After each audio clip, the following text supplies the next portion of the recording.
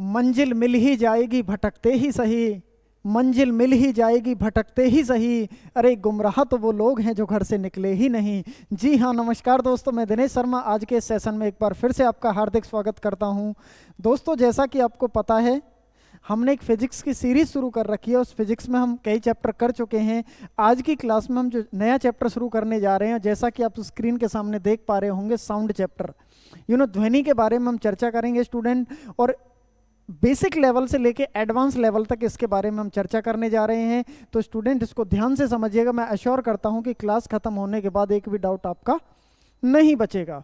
तो आइए, समय को ज़्यादा जाया ना करते हुए आज की क्लास को हम शुरू करते हैं। स्टूडेंट, जब मैं ध्वनि की बात करता हूं, जब मैं साउंड की बात करता हूं, तो सबसे पहला मेरा क्वेश्चन आपसे यही है माय डियर स्टूडेंट, कि what is sound, what is ध्वनि। स्टूडेंट, जब हम साउंड की बात कर रहे हैं, ध्वनि की बात करते हैं, तो ध्वनि का एक ही डेफिनेशन होती है कि सर, जो हमें सुनने के रूप में प्राप्त होती है, जिसे हम सुन सकते हैं। जैसे मैंने यहाँ पे ताली बजाई, आवाज़ सुनेगी। जैसे मैं बोल रहा हूँ, आपको आवाज़ सुन रही होगी। मतलब जो हमें सुनने के रूप में प्राप्त होती है, उसे ही क्या बोला जाता है, साउंड बोला जाता है। लेकिन एक फिजिक्स की भाषा में, एक भौतिक विज्ञान, एक साइंस की टर्म्स में, sound is a form of energy. Sound किसका रूप होता है स्टूडेंट? एनर्जी। हिंदी में कहें तो ऊर्जा का रूप होता है। अब आपके मन में एक सवाल आएगा कि सर, व्हाट इज एनर्जी, ऊर्जा क्या होती है। पिछली क्लास में भी जिक्र कर चुका हूं स्टूडेंट, एनर्जी क्या होती है, कार्य करने की क्षमता को क्या बोला जाता है, ऊर्जा बोला जाता है। Work to do efficiency is called energy, या work to do ability called energy. आपने एक लॉ ऑफ कंजर्वेशन एनर्जी पढ़ा होगा, आपने बचपन में 6ठी 7वीं 8वीं 9वीं 10वीं क्लास में पढ़ा होगा कि energy neither be created and nor be destroy, it can be change one form to another form. ऊर्जा को ना तो उत्पन्न किया जा सकता है, ना ही इसको खत्म किया जा सकता है। इसको केवल एक रूप से दूसरे रूप में चेंज किया जा सकता है। मतलब मैं ऐसे कह सकता हूं स्टूडेंट, ऊर्जा ना कभी बनती है, ना कभी खत्म होती है, ये हमेशा एक रूप से दूसरे रूप में चेंज होती है। मतलब स्टूडेंट, इस बात को आसान से शब्दों में ऐसे समझिए, जब इस सृष्टि की रचना हुई होगी ना, तब भी उतनी एनर्जी होगी, आज भी उतनी एनर्जी है, और जब इस सृष्टि का विनाश होगा तब भी उतनी एनर्जी रहेगी। क्यों? क्योंकि energy is a constant value. आइए समझते हैं कैसे। मैंने बोला कि एनर्जी एक रूप से दूसरे रूप में बदलती है, ना कभी खत्म होती है, ना कभी बनती है, हमेशा एक रूप से दूसरे रूप में चेंज होती है। कैसे? देखो, प्रैक्टिकल समझते हैं बिल्कुल आसान से शब्दों में। एक होती है काइनेटिक एनर्जी, एक होती है पोटेंशियल एनर्जी। पहले भी जिक्र कर चुका हूं मैं, फिर दोबारा सुन लो। हिंदी में कहते हैं गतिज ऊर्जा, और पोटेंशियल एनर्जी को कहते हैं स्थितिज ऊर्जा। देखो, नाम से ही क्लियर है स्टूडेंट, दिस इज गति एंड दिस इज स्थिति। किसी भी एक विशेष गति के कारण, काइनेटिक के कारण, किसी भी एक विशेष गति के कारण एक ऊर्जा उत्पन्न हो रही होती है, that is called kinetic energy. किसी भी एक विशेष स्थिति के कारण, एक स्पेशल पोटेंशियल के कारण, मतलब कि स्टोर्ड एनर्जी, मतलब कि इकट्ठी ऊर्जा, मतलब कि संचित ऊर्जा, मतलब कि रुकी हुई एनर्जी। आपने डेली लाइफ में सुना होगा कि आपने अपने अंदर कितना पोटेंशियल स्टोर करके रखा है। जो स्टोर्ड एनर्जी होती है ना, वही क्या होती है, पोटेंशियल एनर्जी होती है। कैसे? अगर मैं कहता हूं कि इस मार्कर में, इस पेन में इस समय कौन सी एनर्जी है, स्थिर अवस्था में है यहाँ पे, कि सर इस समय कौन सी एनर्जी है, पोटेंशियल एनर्जी। जैसे ही मैंने इसको नीचे गिराया, मैं इसको नीचे छोड़ देता हूँ, पकड़ लिया वैसे तो, जब मैं इसको यहाँ से नीचे छोड़ूंगा तो किस में जाएगा, काइनेटिक एनर्जी में। जब ये नीचे जाके गिरेगा तो स्थिर अवस्था में पड़ा रहेगा, that is called potential energy. लेकिन जब यहाँ से छोड़ा, काइनेटिक में गया, और जब ये नीचे पड़ेगा पोटेंशियल, उसके बीच में जब ये नीचे जाके पड़ेगा ना, तो एक साउंड क्रिएट होगा। तो इसके बीच में और इसके बीच में, that is called sound energy. So it means sound is a form of energy. Yes and no? Energy हमेशा एक रूप से दूसरे रूप में क्या होती है, चेंज होती है। क्लियर है स्टूडेंट? बात समझ आई होगी। उसके अलावा दूसरा पॉइंट यहाँ पे स्टूडेंट क्या है साउंड के बारे में, कि किसी भी, ये जो ध्वनि होती है, ये तरंगों के रूप में चलती है। किसके रूप में चलती है? तरंगों के रूप में, वेव के रूप में चलती है। तरंगों को इंग्लिश में क्या कहते हैं? वेव। कि सर तरंग वेव के रूप में कैसे चलती है? स्टूडेंट, आपने कभी सोचा है कि कोई भी ध्वनि हमें कैसे सुन जाती है? मानो मेरी ध्वनि आपको कैसे सुन रही है, होता क्या है, वेव के माध्यम से, तरंगों के माध्यम से, कंपन के माध्यम से। क्योंकि वेव का जिक्र हम पिछली क्लास में कर चुके हैं स्टूडेंट। जिस बच्चे ने अभी हमारी तक पिछली क्लास नहीं देखी है तो हमारे ऐप में जाकर वो पिछली क्लास आप वहां से देख सकते हैं। स्टूडेंट होता क्या है, वेव क्या होता है, तरंग क्या होती है, एक तरह से वाइब्रेशन मतलब कि कंपन। देखो मेरी ध्वनि आपको कैसे सुनेगी, बिल्कुल प्रैक्टिकल समझेंगे, मेरी तरफ ध्यान फोकस लगाएंगे स्टूडेंट। जैसे ही मैंने अपने मुंह से आवाज निकाली, होता क्या है कि हमारे एटमॉस्फेयर में, हमारे वायुमंडल में छोटे छोटे छोटे छोटे ऐसे धूल मिट्टी के कण रहे होते हैं या ऐसे पार्टिकल रहे होते हैं कि जो हमारी नंगी आंखों से नहीं देखे जा सकते। अब होता क्या है कि जैसे ही मुंह से आवाज निकालूंगा, एक कण दूसरे में टकराएगा, दूसरा तीसरे में, चौथा, पांचवा, छठा, सातवां, आठवां, आपके कान के पास वाला जो पार्टिकल होगा मुंह के यहाँ से चलेगा और तुरंत क्लिक करेगा और वो जो की ध्वनि आपको सुनाई दे जाएगी। किसके माध्यम से? आगे पीछे वेव के माध्यम से। और स्टूडेंट जो आगे पीछे आगे पीछे आगे पीछे इस तरह से चलती हैं, उन्हें बोला जाता है अनुदैर्ध्य तरंग। क्या बोला जाता है? अनुदैर्ध्य तरंग। It's a longitudinal wave. English में क्या कहते हैं? Longitudinal wave. इट्स अ अनुदैर्ध्य तरंग। पेपर में क्वेश्चन पूछेगा कि ध्वनि कैसी तरंग है? अनुदैर्ध्य तरंग है। It's a longitudinal wave. कि सर लॉन्गिट्यूडनल वेव क्या होती हैं? लॉन्गिट्यूडनल वेव क्या होती है कि तरंग जिस दिशा में मूव कर रही होती है, वेव जिस डायरेक्शन में चल रही होती है, उसी दिशा में पदार्थ के कण, जो पार्टिकल होते हैं, वो आगे पीछे गति कर रहे होते हैं। That is called longitudinal wave. Yes and no? Student जब हम इसमें आगे जिक्र करते हैं, यहाँ पे कर देते हैं इसको। देखो भाई, तीसरा पॉइंट यहाँ पे, ध्वनि को ट्रेवल करने के लिए, साउंड को ट्रेवल करने के लिए, साउंड को चलने के लिए माध्यम की आवश्यकता नहीं होती है। होती है कि नहीं होती है? माध्यम की रिक्वायरमेंट, आवश्यकता होती है। कि सर व्हाट इज माध्यम? व्हाट इज माध्यम? और माध्यम को इंग्लिश में क्या बोला जाता है? मीडियम। स्टूडेंट मीडियम क्या होता है, माध्यम क्या होता है? इस समय आपके साथ जीएस पढ़ाने का माध्यम, साइंस पढ़ाने का माध्यम इस समय कौन है? कि सर ऑब्वियस ही बात है कि आप हैं। स्टूडेंट वही बात है, जिसके थ्रू कोई कार्य हो रहा होता है वही क्या बन जाता है? माध्यम बन जाता है। माध्यम कुछ नहीं होता माय डियर स्टूडेंट। एक बात का विशेष ध्यान रखना, दिमाग में फिट कर लेना इस बात को। आपने बचपन में पदार्थ नाम सुना होगा, सब्सटेंस नाम सुना होगा, मैटर नाम सुना होगा। पदार्थ की कितनी अवस्थाएं पढ़ी थी बचपन में? मुख्य रूप से 3 अवस्थाएं पढ़ी थी। कौन कौन सी? सॉलिड, लिक्विड और गैस। ठोस, द्रव और गैस, यही तो पढ़ी थी। ठोस, द्रव और गैस, यही माध्यम होता है। स्टूडेंट जहां माध्यम नहीं होता है, जहां ना सॉलिड है, ना लिक्विड है, ना गैस है, ना धूल है, ना हवा है, ना मिट्टी है, ना पानी है, एकदम से एक वैकेंट प्लेस होता है, एकदम से खाली स्पेस होता है, उस स्थान को बोला जाता है निर्वात। क्या बोला जाता है? निर्वात। That is called vacuum. मैंने बोला कि ध्वनि को चलने के लिए माध्यम की आवश्यकता होती है। किसको चलने के लिए? ध्वनि को चलने के लिए माध्यम की आवश्यकता होती है। लेकिन जहां पर निर्वात होता है, वैक्यूम होता है, क्या साउंड ट्रेवल कर सकता है? नहीं कर सकता। क्यों? क्योंकि साउंड केवल सॉलिड में चलता है, लिक्विड में चलता है और गैस में चलता है, और तरंगों के रूप में चलता है, अनुदैर्ध्य तरंग। अब इतनी बात तो सही है कि साउंड चलता है, सॉलिड, लिक्विड, गैस में चलता है, लेकिन स्टूडेंट इसका एक प्रैक्टिकल एग्जांपल बताऊं, ये भूलोगे नहीं। आप ना आपने कभी अंतरिक्ष यात्री को देखा है? अंतरिक्ष यात्री टेलीविजन में देखा होगा, वैसे तो तुम्हारे कोई पड़ोसी थोड़ी हैं जो देखेंगे। जब अंतरिक्ष यात्री को आपने टेलीविजन वगैरह में देखा होगा, तो वो जब जाते हैं ना, स्पेस में जाते हैं, तो आपने देखा होगा वाइट से कपड़े पहन के जाते हैं, ऐसे हेलमेट पे कुछ लगा रहता है ऐसे, और ऐसे इशारों में बात करते हैं।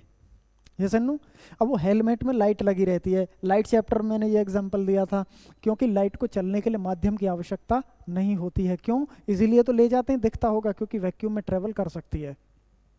वो इशारों से बात क्यों करते हैं स्टूडेंट? इशारों से बात इसलिए करते हैं क्यों? क्योंकि ध्वनि वहां पर नहीं गमन करती है, ध्वनि नहीं चलती है, इसी वजह से इशारों से बात करते हैं। और वो ऐसा देखा होगा, उठे से चलते हैं। उठे से क्यों चलते हैं वो?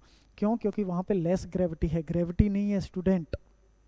अब ग्रेविटी से ही तो क्या बनता है? वेट बनता है, वजन ग्रेविटी के होने से तो बनता है। W = mg पढ़ेंगे अगर आपने नहीं पढ़ा है अभी। क्लियर है ना? तो याद रखना अभी इतनी बात कि साउंड को चलने के लिए माध्यम की आवश्यकता होती है, इसलिए निर्वात में कभी भी गमन नहीं कर सकता। अब एग्जामिनर कहता है कितनी बात तो सही है कि चलता है, अब ये तो बताइए कि स्पीड कितनी है। साउंड की जो स्पीड है वो कितनी है, इसको उतार लीजिए फटाफट स्टूडेंट, फिर मैं आगे बढ़ता हूँ। स्टूडेंट जब हम आगे बात करते हैं स्पीड ऑफ साउंड की, तो अगले पेज पे लिखते हैं स्पीड ऑफ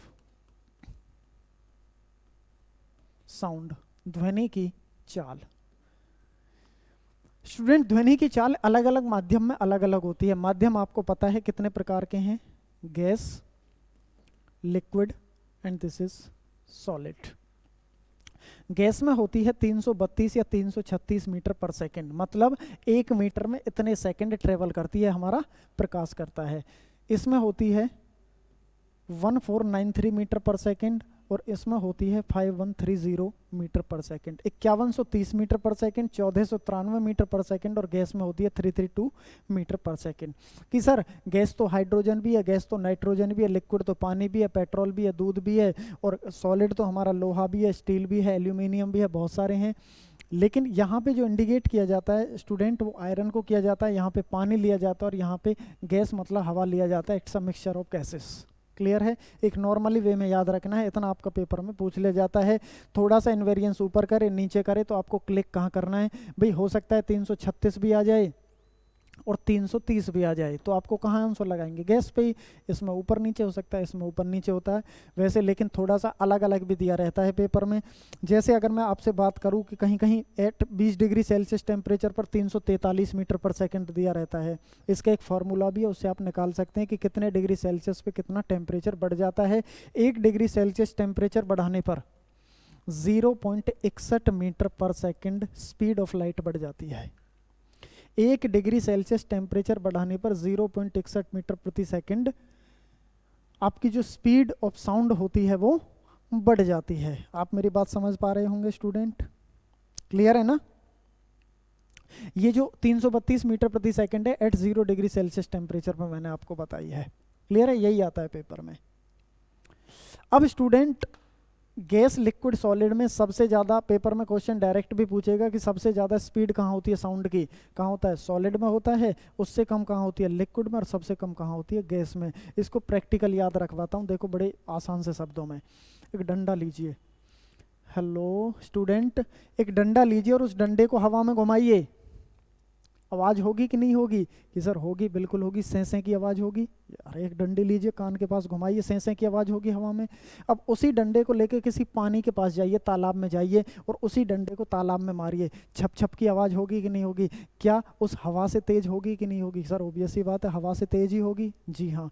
फिर उसी डंडे को लेके किसी सॉलिड चीज़ के पास मारिए, उस सॉलिड में ज़्यादा आवाज़ होगी कि नहीं होगी? ज़्यादा आवाज़ होगी। तो इसका सीधा सा मतलब है कि स्पीड ऑफ साउंड सबसे ज़्यादा कहाँ होता है? सॉलिड में, उससे कम लिक्विड में, और सबसे कम कहाँ होता है? गैस मतलब हवा में होता है। क्लियर है स्टूडेंट इतनी बात? कोई डाउट यहाँ तक? क्लियर है ना?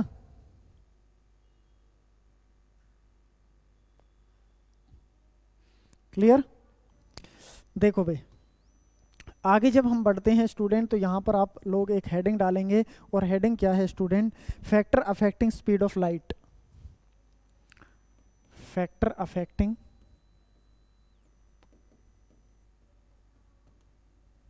Speed of sound, sorry speed of light नहीं, स्पीड ऑफ साउंड। मतलब जो ध्वनि की चाल होती है उनको कौन कौन से फैक्टर अफेक्ट करते हैं, मतलब किन किन का प्रभाव पड़ता है जब ध्वनि की मतलब साउंड की चाल पे किस किस चीज़ का प्रभाव पड़ता है। तो गिनती के 5 पॉइंट हैं स्टूडेंट। कितने? 5। और इनको ध्यान से सुन लेना, पेपर में यहाँ से एक क्वेश्चन जरूर आ जाता है। क्लियर है? सबसे पहला पॉइंट क्या होता है student? Temperature is directly proportional to speed of sound. Student, temperature is directly proportional to speed of sound.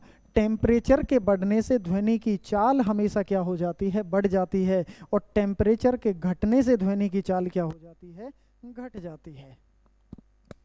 यदि तापमान ज़्यादा होगा तो स्पीड ऑफ साउंड भी ज़्यादा होगा, और तापमान कम होगा तो स्पीड ऑफ साउंड भी कम होगा। मैं आपको पहले ही बता चुका हूँ, मैं फिर आपको एक बार बता देता हूँ कि 1 डिग्री सेल्सियस टेम्परेचर बढ़ाने पर 0.61 मीटर पर सेकंड स्पीड ऑफ साउंड बढ़ जाता है।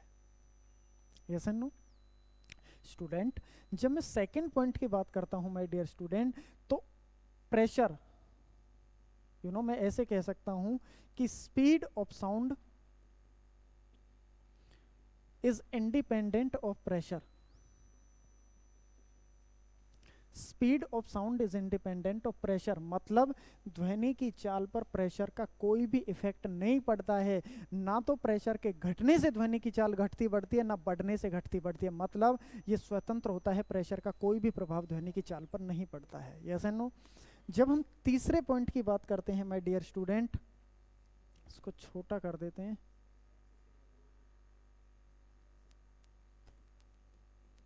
तीसरा पॉइंट स्टूडेंट, पहला है टेम्परेचर के बढ़ने से, दूसरा इसका कोई भी प्रभाव नहीं पड़ता है, प्रेशर का कोई भी प्रभाव नहीं पड़ता है। अब हम बात करते हैं ह्यूमिडिटी। ह्यूमिडिटी को बोला जाता है आर्द्रता।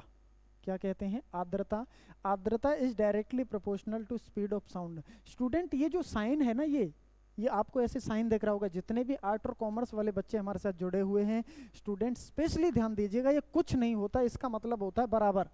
बस इतना याद रखिएगा, इसका मतलब है बराबर। It is directly proportional to, ये अनुक्रमानुपाती इसको हिंदी में बोला जाता है। मतलब आर्द्रता के बढ़ने से स्पीड ऑफ साउंड भी बढ़ जाता है और आर्द्रता के घटने से स्पीड ऑफ साउंड घट जाता है। आर्द्रता को हिंदी में बोला जाता है नमी। क्या कहते हैं स्टूडेंट? नमी कहते हैं। क्लियर है? बात समझ आई होगी। जब हम चौथे पॉइंट की बात करते हैं स्टूडेंट इसमें आगे, तो यहाँ पे चौथा पॉइंट आता है कि प्रत्यास्थता के बढ़ने से भी ध्वनि की चाल बढ़ जाती है। कि सर व्हाट इज प्रत्यास्थता? प्रत्यास्थता को इंग्लिश में बोला जाता है माय डियर स्टूडेंट इलास्टिसिटी। क्या कहते हैं? इलास्टिसिटी। और इलास्टिसिटी को हिंदी में बोला जाता है बिल्कुल एक सरल भाषा में खिंचाव। Is directly proportional to speed of sound. मतलब प्रत्यास्थता के बढ़ने से ध्वनि की चाल भी क्या हो जाती है? बढ़ जाती है, और घटने से क्या हो जाती है? घट जाती है। इनको प्रैक्टिकल समझाऊंगा अभी मैं थोड़ी सी देर में, पांचों पॉइंटों को बताने के बाद। और फिफ्थ पॉइंट में यहीं पे लिख देता हूं स्टूडेंट। एक होती है डेंसिटी, और डेंसिटी को हिंदी में क्या कहते हैं? घनत्व। घनत्व is inversely proportional to speed of sound. मतलब इसका मतलब है उल्टा। देखो ये इसके बटे में है, मतलब घनत्व के घटने से स्पीड ऑफ साउंड बढ़ेगा और घनत्व के बढ़ने से स्पीड ऑफ साउंड घटता है। बस एक ही उल्टा है, बाकी सब बराबर है, ऐसे याद रखना। और एक में कोई भी प्रभाव नहीं पड़ता है प्रेशर में। देखो स्टूडेंट, अब किसी बच्चे को कोई डाउट है? स्टूडेंट देखो, आपको तो डाउट नहीं होगा, लेकिन आपको हो सकता है कि आगे चल के डाउट आ जाए, और उसको मैं क्लियर अभी कर देता हूं कि सर एक जगह तो आप कह रहे हैं कि स्पीड ऑफ साउंड टेम्परेचर के बढ़ने से बढ़ जाता है, और एक जगह आप कह रहे हैं कि आर्द्रता के बढ़ने से भी स्पीड ऑफ साउंड बढ़ जाता है। क्या ये दोनों चीज संभव है कि जब टेम्परेचर बढ़े तो नमी भी बढ़े? तो उल्टा उल्टा सा लग रहा है स्टूडेंट। ऐसा नहीं है। होता क्या है, इसका एक प्रैक्टिकल एग्जांपल मैं आपको बता देता हूं। आपने देखा होगा एक जुलाई अगस्त का महीना आता है, जुलाई और अगस्त का महीना आता है स्टूडेंट। उस महीने में ना, जिसको आप एक आम भाषा में सड़ी गर्मी कहते हैं, जब पसीने पसीने ज़्यादा होते हैं, टेम्परेचर तो उतना ही होता है, लेकिन हमारे एटमॉस्फेयर में वाटर ड्रॉपलेट आ जाती हैं। और अभी आप थोड़ी देर पहले पढ़ चुके हैं कि स्पीड ऑफ साउंड गैस में कितना होता था? 332, और पानी में कितना होता था? 1493। जब वाटर ड्रॉपलेट हमारे एटमॉस्फेयर में आ जाएंगी, टेम्परेचर उतना ही रहेगा, तो स्पीड ऑफ साउंड तेज होगा कि नहीं होगा? क्योंकि पानी में स्पीड ऑफ साउंड कैसा होता है? ज़्यादा होता है द्रव में। तो इस वजह से याद रखना कि ह्यूमिडिटी के मौसम में स्पीड ऑफ साउंड क्या हो जाता है? बढ़ जाता है। क्लियर है?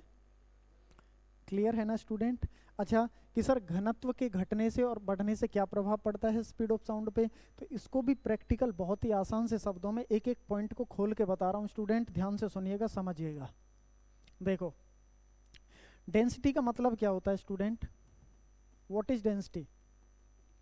डेंसिटी को हिंदी में कहते हैं घनत्व। घनत्व is equal to mass upon volume. क्या होता है?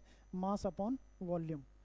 मास का मतलब होता है द्रव्यमान। स्टूडेंट मैं आपको पहले ही बता चुका हूं कि मास कांट बी चेंज। मास का मतलब भी मटेरियल होता है। जैसे मार्कर है, मार्कर को कहीं भी ले जाओ, मास चेंज नहीं हो सकता। क्यों? क्योंकि जितने मटेरियल से मिलकर बना है उतना ही रहेगा। मास जैसे आपके शरीर में गोश्त मास है, कभी भी चेंज नहीं होगा, जैसा है उतना ही रहेगा। तो मास कभी भी चेंज नहीं हो सकता। वॉल्यूम का मतलब होता है आयतन, और आयतन का मतलब कह देंगे फैलाव। आयतन का मतलब क्या होता है? फैलाव। ट्रिक के माध्यम से समझा रहा हूं स्टूडेंट। अब एक बात बताइएगा मुझे, किसी भी वस्तु का फैलाव कब ज्यादा रहेगा? अरे रे रे कहाँ लिखें? देखो स्टूडेंट, यहाँ लिख रहा हूँ मैं, ध्यान से देखिएगा, मास अपॉन वॉल्यूम, सही है। यदि किसी वस्तु का टेम्परेचर बढ़ाया जाए, तापमान के बढ़ाने से कोई भी चीज़ फैलती है कि सिकुड़ती है? ये तो नियम है साइंस का कि कोई भी चीज़ गर्म करने पर हमेशा क्या होती है? फैलती है। जब टेम्परेचर ज़्यादा है तो वॉल्यूम भी क्या होगा? वॉल्यूम मतलब फैलाव, तो मतलब ये क्या रहेगा? ज़्यादा रहेगा। अब स्टूडेंट, टेम्परेचर जब बढ़ेगा, आपको पता है, ये पॉइंट आप पहले ही पढ़ चुके हैं पहले पॉइंट में, कि टेम्परेचर के बढ़ने से स्पीड ऑफ साउंड भी क्या हो जाता है? बढ़ जाता है। ये इसके डायरेक्टली प्रोपोर्शनल है, ये इसके डायरेक्टली प्रोपोर्शनल है, तो सीधी सी बात है कि ये भी इसके डायरेक्टली प्रोपोर्शनल होगा। और जब ये डायरेक्टली प्रोपोर्शनल होगा तो यहाँ पे डेंसिटी के कैसा हो जाएगा? इनवर्सली प्रोपोर्शनल हो जाएगा। तो हम कह देते हैं कि डेंसिटी के घटने से स्पीड ऑफ साउंड बढ़ जाता है और डेंसिटी के बढ़ने से स्पीड ऑफ साउंड कम हो जाता है। Are you getting my point all student? Student, जब हम इसमें आगे चर्चा करते हैं, मैं उम्मीद करता हूं कि ये सारी बातें आप अच्छे से समझ पाए होंगे। जब हम इसमें आगे चर्चा करते हैं स्टूडेंट, तो मैं इसमें जिक्र करता हूं साउंड वेव का। किसका स्टूडेंट? साउंड वेव, मतलब ध्वनि तरंगें। मैंने बोला ना कि ध्वनि किसके रूप में चलती है? तरंगों के रूप में चलती है। अब बात आती है कि जो साउंड वेव होती हैं वो कितने प्रकार की होती हैं स्टूडेंट? तो साउंड वेव कितने प्रकार की होती हैं? 3 प्रकार की। Sound wave are 3 type. यहां पे लिख देता हूं मैं, साउंड वेव आर 3 टाइप। कौन कौन सी होती हैं स्टूडेंट?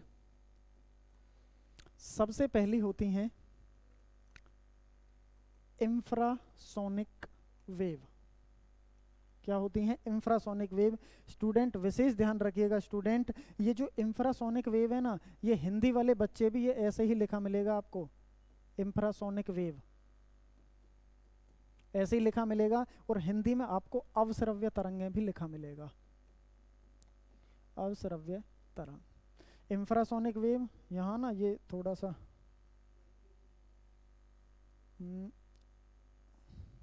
ऐसे लिखना, इंफ्रासोनिक वेव। क्लियर है? मैं एक साथ बता देता हूँ सबको।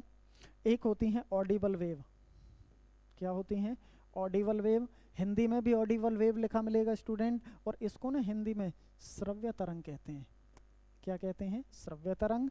और जो तीसरी होती है ना, उनको बोला जाता है अल्ट्रासोनिक वेव। और स्टूडेंट, ये जो अल्ट्रासोनिक वेव होती हैं, ये अल्ट्रासोनिक वेव भी लिखी मिलेंगी हिंदी में, और इनको ना पराश्रव्य तरंग भी कहते हैं। क्या कहते हैं स्टूडेंट? पराश्रव्य तरंग। आइए हम इनको जानते हैं बड़े अच्छे और बड़े शानदार और बड़े आसान से शब्दों में कि इंफ्रासोनिक वेव होती क्या है। जिन तरंगों की फ्रिक्वेंसी, स्टूडेंट कि सर फ्रिक्वेंसी क्या होती है? वेव तो मैं बता चुका। फ्रिक्वेंसी के लिए स्टूडेंट, अगर आपने हमारी ऐप पे आपने पिछली वीडियोस नहीं देखी है तो पिछली वीडियोस में देखिएगा, आपको बिल्कुल अच्छे तरीके से मैंने फ्रिक्वेंसी के बारे में जिक्र कर रखा है। मतलब फ्रिक्वेंसी होती है तरंग। तरंग मतलब कंपन। मतलब एक आसान से शब्दों में समझें, जिन तरंगों की फ्रिक्वेंसी, जिन तरंगों की आवृत्ति, फ्रिक्वेंसी को क्या बोला जाता है? आवृत्ति 20 हर्ट्ज से कम होती है। क्यों? क्योंकि फ्रिक्वेंसी आवृत्ति का जो मात्रक होता है उसकी जो यूनिट होती है वो हर्ट्ज होती है, और हर्ट्ज को किससे डिनोट करते हैं? HZ से डिनोट करते हैं, राइट। तो जिन तरंगों की फ्रिक्वेंसी 20 हर्ट्ज से कम होती है, उन तरंगों को क्या बोला जाता है? इंफ्रासोनिक वेव बोला जाता है। ह्यूमन ईयर कांट हेयर, मानव कान इन्हें नहीं सुन सकते हैं। कि सर जब मानव कान नहीं सुन सकते तो फिर सुन कौन सकता है? स्टूडेंट, इसके एग्जाम्पल पेपर में पूछे जाते हैं। इनको सुन सकता है गैंडा, व्हेल, डायनासोर, मतलब अब तो खैर नहीं है डायनासोर वगैरह, है ना। मतलब कहने का मतलब यह है कि ETC एटसेट्रा, जितने भी बड़े प्राणी होते हैं ना, जितने भी बड़े प्राणी, आपको जितने भी बड़े जीव होते हैं, वो सब किसको सुन सकते हैं? इंफ्रासोनिक वेव को सुन सकते हैं। जब हम ऑडिबल वेव की बात करते हैं, श्रव्य तरंगों की, श्रव्य का मतलब ही क्या होता है? सुनना होता है स्टूडेंट। जिन तरंगों की फ्रिक्वेंसी 20 हर्ट्ज से लेकर 20,000 हर्ट्ज के बीच में होती है। क्या स्टूडेंट? 20 हर्ट्ज से लेकर 20,000, लेस देन 20 हर्ट्ज कौन सी थी? इंफ्रासोनिक। बट 20 हर्ट्ज से लेकर 20,000, 20 to 20,000 हर्ट्ज के बीच में ऑडिबल वेव होती हैं और ह्यूमन ईयर कैन हेयर, मतलब मानव कान इन्हें क्या कर सकते हैं, सुन सकते हैं। और मानव कान कौन है, हमारे ही हैं, सीधी सी बात है। स्टूडेंट जब अल्ट्रासोनिक वेव की मैं बात करता हूँ तो अल्ट्रासोनिक वेव भी क्या होती हैं, जो 20,000 हर्ट्ज से ऊपर होती हैं, मतलब बियॉन्ड 20,000 हर्ट्ज से ज़्यादा। बियॉन्ड 20,000 हर्ट्ज क्या होती हैं, अल्ट्रासोनिक वेव होती हैं, पराश्रव्य तरंग है। ह्यूमन ईयर कांट हियर, मानव कान इन्हें भी नहीं सुन सकते हैं। कि सर जब मानव कान नहीं सुन सकते तो फिर सुन कौन सकता है। स्टूडेंट मैंने यहाँ पे बताया था कि जितने भी बड़े जीव होते हैं वो इंफ्रासोनिक, लेकिन जितने भी छोटे जीव होते हैं, जैसे आपने सुना होगा कुत्ता है, बिल्ली है, चमगादड़ है, बैट वगैरह है ना, ये सब कौन सी तरंगों को सुन सकते हैं, अल्ट्रासोनिक वेव को सुन सकते हैं। स्टूडेंट ये बातें आपकी समझ में आई होंगी, क्या इंफ्रासोनिक, क्या ऑडिबल, क्या अल्ट्रासोनिक। लेकिन स्टूडेंट लेकिन यहाँ पे एक पॉइंट आपको विशेष ध्यान रखना होगा। जब मैं यहाँ पे एक नोट करके एक बात लिखिएगा सारे स्टूडेंट, और वो क्या बात लिखेंगे मैं यहाँ पे लिख देता हूँ। अगले पेज पे चलो, देखो नोट करके क्या लिखेंगे, bat creates the ultrasonic wave, मतलब जो चमगादड़ होता है वो पराश्रव्य तरंगें उत्पन्न करता है। स्टूडेंट चमगादड़ को कब दिखता है, दिन में कि रात में, बताइए स्टूडेंट, चमगादड़ को कब दिखता है, दिन में कि रात में। स्टूडेंट ना दिन में दिखता न रात में दिखता, चमगादड़ को दिखता ही नहीं है। कि सर पर वो चलता कैसे है, रात में इधर से उधर घूमता कैसे है। स्टूडेंट जो चमगादड़ होता है ना वो वेव के माध्यम से चलता है, वो तरंगों के माध्यम से चलता है। किसके माध्यम से चलता है, तरंगों के माध्यम से। कैसे चलता है स्टूडेंट, आपने ना प्रैक्टिकल देखा होगा अपने यहाँ पे, क्या देखा होगा, प्रैक्टिकल। जब ना आपके आसपास चमगादड़ होगा वो आपके कभी तो यहाँ से निकल जाता होगा, जब अंधेरा सा होता, कभी यहाँ से कभी यहाँ से, कभी आपसे टकराता नहीं होगा। क्यों नहीं टकराता, क्योंकि मान के चलो मेरे सामने चमगादड़ आ रहा है, सामने आएगा तो वेव छोड़ता हुआ चलेगा। जैसे ही वेव मेरे से टकराएंगी तो टकराने के बाद उनका परावर्तन होगा, रिफ्लेक्शन होगा, और जैसे ही रिफ्लेक्शन होता है तो वो उससे टकरा जाती हैं तुरंत, और उसे पता पड़ जाता है कि आगे रास्ता साफ नहीं है, और उधर से टर्न हो जाता है, कभी इधर से निकल जाता है, कभी उधर से निकल जाता है।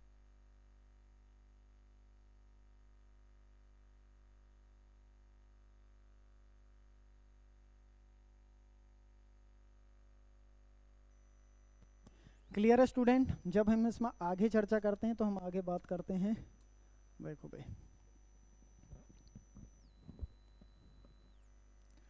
ठीक है ना, क्लियर है ना स्टूडेंट।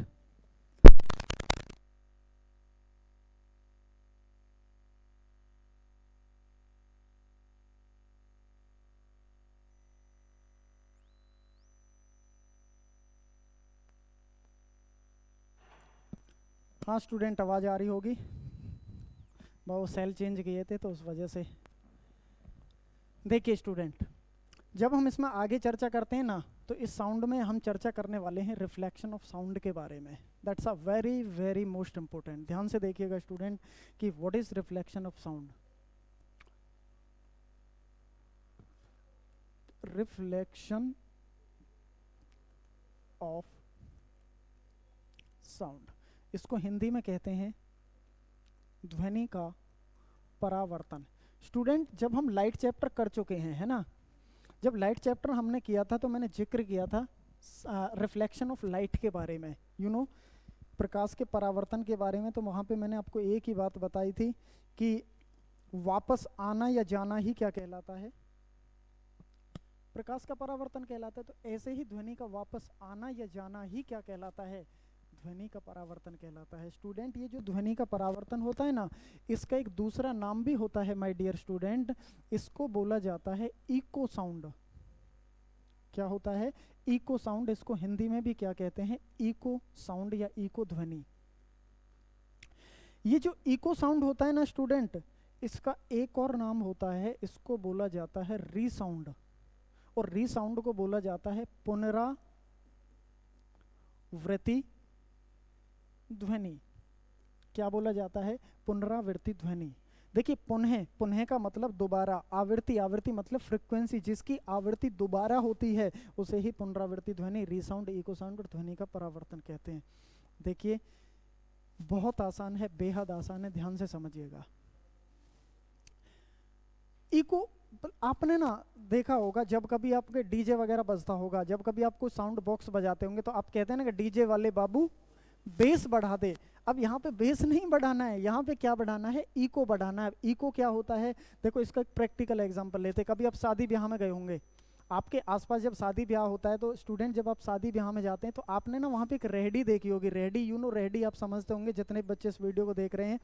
वो जो बैंड सिस्टम होता है जिसपे वो गाने गाने वाला होता है, जब वो गाने गाता है तो वो शुरू करता है, तो आपने देखा होगा जब वो शुरू करता है ना गानों को तो करता है हेलो हेलो हेलो हेलो, मतलब hello hello hello hello hello, मतलब वो जो लो लो लो लो लो हेलो हेलो हेलो, जो वो दिस इज इको साउंड। मतलब बार बार उसी ध्वनि का मतलब पुनः आना, मतलब दोबारा बार बार उसी ध्वनि का आना ही क्या कहलाता है, पुनरावृत्ति ध्वनि कहलाता है। यहाँ से पेपर में क्या क्वेश्चन बनता है, 20 बार एग्जाम में क्वेश्चन पूछा हुआ है स्टूडेंट, विशेष ध्यान दीजिएगा कि किसी भी ध्वनि के परावर्तन के लिए किसी भी रिफ्लेक्शन ऑफ साउंड के लिए रिफ्लेक्टर सरफेस का, रिफ्लेक्टर सरफेस मतलब कि ध्वनि के परावर्तन के लिए परावर्तक सतह का, मतलब जहां से वो ध्वनि टकरा के वापस आती है उसका मिनिमम 16.6 मीटर दूर होना आवश्यक है। कभी कभी पेपर में आपको 17 मीटर भी लिखा मिलेगा। न्यूनतम मतलब कि मिनिमम। मैं फिर दोबारा बता देता हूँ, ध्यान से सुनिएगा स्टूडेंट, फोकस रखिएगा मेरी तरफ।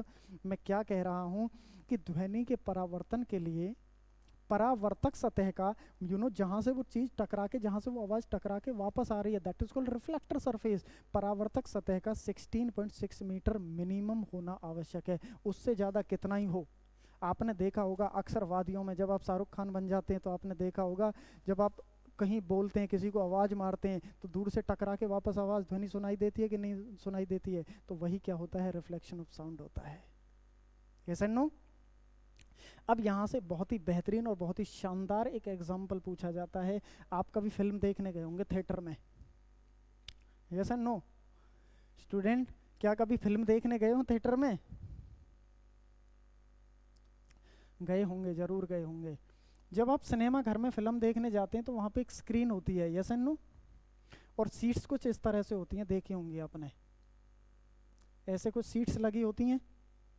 अरे बोल दो, देखो भाई, थिएटर की जो दीवार होती है, पेपर में यही क्वेश्चन आता है कि जो थिएटर की दीवार होती है वो कर्व्ड शेप में बनाई जाती हैं, वक्राकार शेप में बनाई जाती हैं, सेमी सर्किल, इस तरह से बनाई जाती हैं। कभी भी जो थिएटर की दीवार होंगी वो सीधी नहीं बनाई जाएंगी। लेकिन जब अपने आसपास आप एक लोकल में चले जाते होंगे तो वहाँ पर जब हाई प्रोफेशनल मॉल्स वगैरह में आप जाएंगे ना तो वहाँ आपको कर्व्ड शेप में ही लगी मिलेंगी। जब आप लोकल में जाते हैं ना तो वहाँ तो सीधी दीवार होती है, जगह जगह पे बॉक्स टाँक दिए जाते हैं जिससे आपको आवाज़ आती रहती है। पेपर में यही क्वेश्चन आता है कि जो थिएटर की दीवार होती हैं वो कर्व्ड शेप में बनाई जाती हैं, इस तरह से।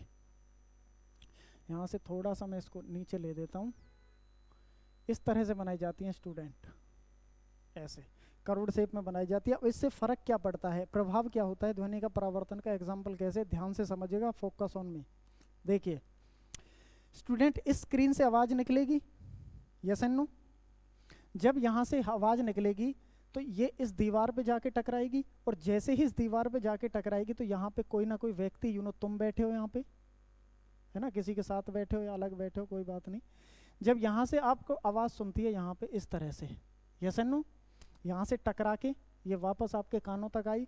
अब यहाँ से फिर दूसरी आवाज़ निकलेगी, यहाँ से आवाज़ जाएगी, यहाँ पे सीधी है लेकिन मैं यहाँ पे बना नहीं पा रहा, तो ये नीचे यहाँ आ जाएगी, फिर एक आवाज़ निकलेगी, फिर वो यहाँ आ जाएगी, फिर एक आवाज़ निकलेगी। अब आप क्या मुझे बता सकते हैं कि इसके बीच की जगह और इसके बीच की जगह, इसके बीच की दूरी, लंबाई जो है वो बराबर है या नहीं है?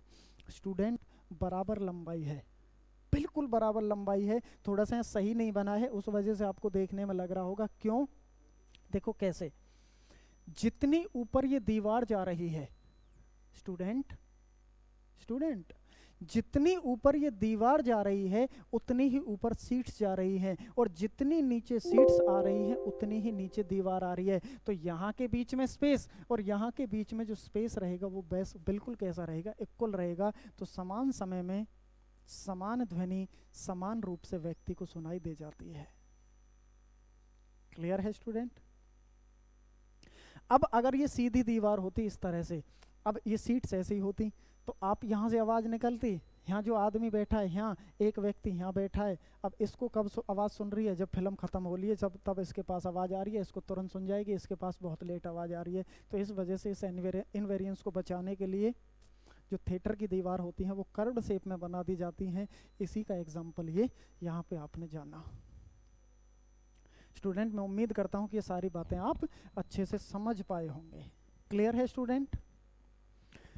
स्टूडेंट, जब हम इसमें आगे चर्चा करते हैं, ये उतार लिया होगा आप सभी ने, कर्व मैं बोल देता हूँ, लिख लेना, अपनी कॉपी में लिख लेना जब बच्चे देख रहे हैं। जो थिएटर की दीवार होती हैं वो कर्व शेप में बनाई जाती हैं due to the reflection of light, sorry light नहीं, साउंड के कारण, ध्वनि के परावर्तन के कारण। अब यहाँ पे जिक्र होता है स्टूडेंट रिफ्रैक्शन ऑफ साउंड। ये भी बहुत इंपॉर्टेंट है। इसको हम कह सकते हैं ध्वनि का अपवर्तन। देखो स्टूडेंट, जब मैंने पिछली क्लास में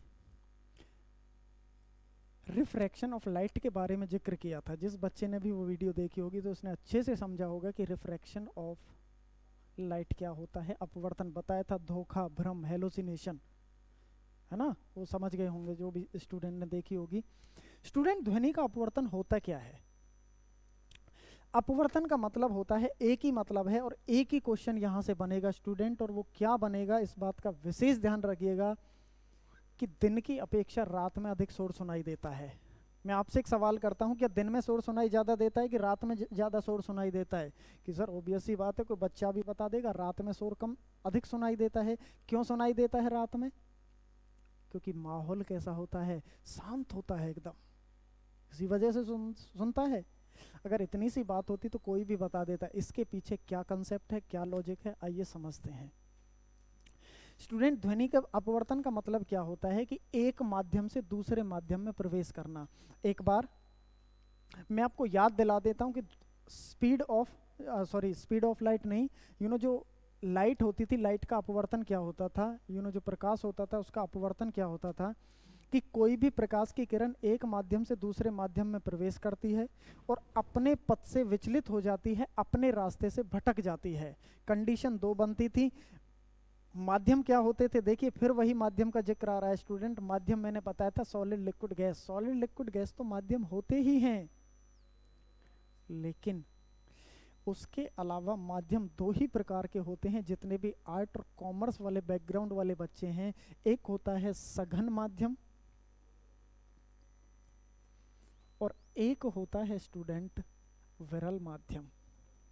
एक होता है सघन माध्यम, एक होता है विरल माध्यम। This is denser medium and this is rarer medium. Student, एक बात का विशेष ध्यान रखना, ये जो सघन बोलने में भारी सा लग रहा है, सघन बोलने में क्या लग रहा है? भारी सा लग रहा है। घिन मतलब छोटी छोटी जगह पे, मतलब ज्यादा। तो ये जो सघन होता है ये होता है भारी, और जो विरल होता है ये होता है हल्का। देखो, अब दिन की अपेक्षा रात में अधिक शोर सुनाई क्यों देता है, इस बात को हम समझने वाले हैं। स्टूडेंट देखिए, ध्यान से देखिएगा कैसे। स्टूडेंट, एक दिन है और एक रात है, एक डे है और एक नाइट है। एक दिन में हवा चलेगी और एक रात में वातावरण होगा। रात में हवा चलेगी, वातावरण होगा। मैं किसको तो विरल कह सकता हूं। देखिए, दिन में ज्यादा पॉल्यूशन होता है कि रात में ज्यादा पॉल्यूशन होता है? कि सर सीधी सी बात है कि दिन में ज्यादा होता है, शोर शराबा ज्यादा होता है, और रात को बिल्कुल माहौल कैसा होता है? शांत होता है। अब मुझे एक बात बताइए आप लोग कि दिन का जो एटमॉस्फेयर रहेगा, वातावरण रहेगा, वो रेयरर रहेगा कि डेंसर रहेगा? कि सर जब आप बता रहे हैं कि डेंसर का मतलब भारी होता है, तो सीधी सी बात है कि जो दिन की हवा रहेगी वो कैसी रहेगी? भारी रहेगी, हैवी रहेगी। लेकिन जो रात की हवा रहेगी वो कैसी रहेगी? हल्की रहेगी। क्यों? क्योंकि रात को माहौल शांत होता है, इधर तो दिन में तो बहुत सारी चीजें होती हैं। तो आपको पता है, चाहे रात से दिन में प्रवेश करे और चाहे दिन से रात में प्रवेश करें, तो सीधी सी बात है कि एक ही कंसेप्ट निकल के आएगा कि रेयरर टू डेंसर और डेंसर टू रेयरर। और जहां भी ये कंसेप्ट आ जाता है कि rarer to denser, denser to rare, सघन से विरल, विरल से सघन, तो वहाँ पे एक ही कंसेप्ट होता है, अपवर्तन। तो इस बात का विशेष ध्यान रखिएगा स्टूडेंट कि दिन की अपेक्षा रात में जो अधिक शोर सुनाई देता है वो केवल और केवल ध्वनि के अपवर्तन के कारण ही सुनाई देता है। क्लियर है स्टूडेंट? मैं उम्मीद करता हूं स्टूडेंट कि सारी बातें आप समझ पाए होंगे। स्टूडेंट इसमें हम जो आगे चर्चा करने वाले हैं उसकी चर्चा हम अगली क्लास में करेंगे स्टूडेंट। आज की क्लास में हमारा और आपका मिलन इतना ही था, तो ऐसी ही क्लास लेकर और इसी अंदाज में आपके साथ फिर मुलाकात होगी। तो स्टूडेंट हमसे जुड़ने के लिए आप सभी का बहुत बहुत धन्यवाद। मिलते हैं अगली क्लास में। Okay student, thank you.